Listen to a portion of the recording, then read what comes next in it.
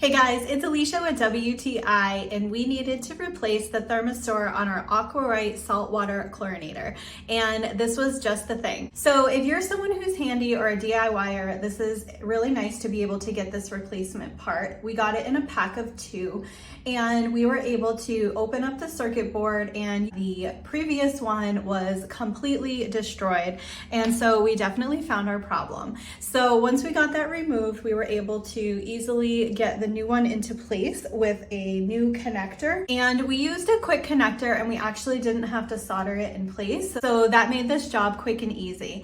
It holds really well, and it definitely did the trick because as soon as we put this back together and installed it back out on our pool, it worked perfectly and we didn't have any issues anymore. So we were really happy to be able to get this little part, super affordable, and fix our chlorinator for our pool so that we can enjoy it. So if you're having trouble with yours, then this little part might just do the trick, and that's my point of view.